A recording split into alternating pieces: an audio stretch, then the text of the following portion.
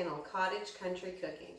Today we'll be making chicken corn chowder. Be sure to subscribe to see all my newest videos. And if you like this recipe, give it a thumbs up. Now let's get cooking. First, we're going to start by cutting up our chicken. We're going to cube it into small cubes, and then we're going to season it and put it into our crock pot.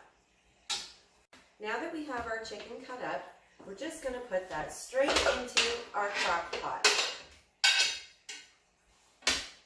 And then we're going to season it.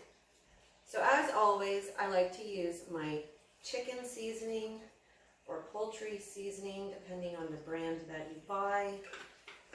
I like to put salt and pepper in there. A little bit of garlic powder.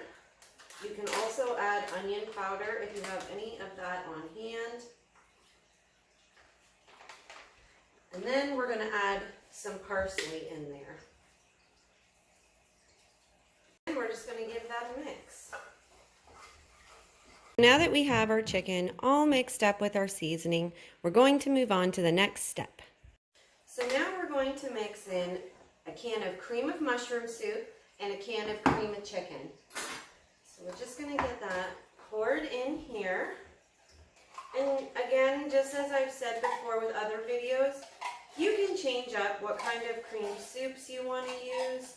You could also use an Alfredo sauce if you would prefer to use that with this recipe.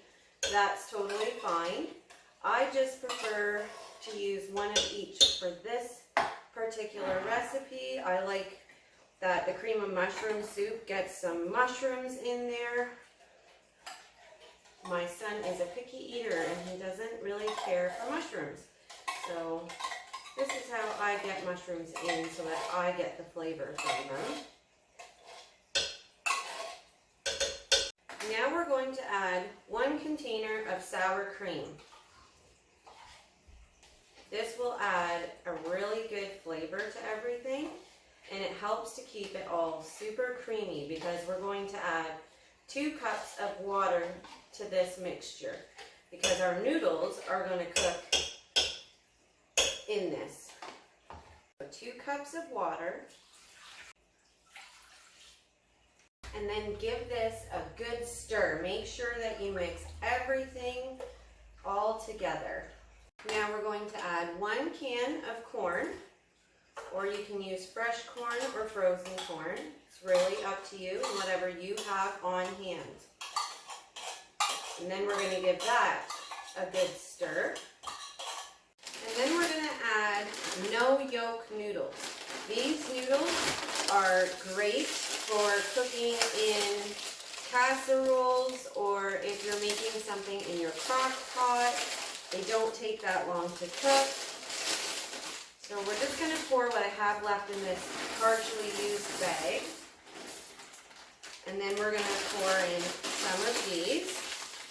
We only want to put in enough that it's not going to overfill because you want to have enough of your liquid in there to cook your noodles.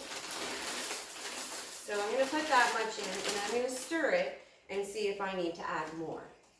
As you can see, I have just the right consistency. So now I'm going to turn this on. I'm going to turn it on high heat because I am running a little late for cooking dinner. And then when we get close to the end, we will add cheese and bacon.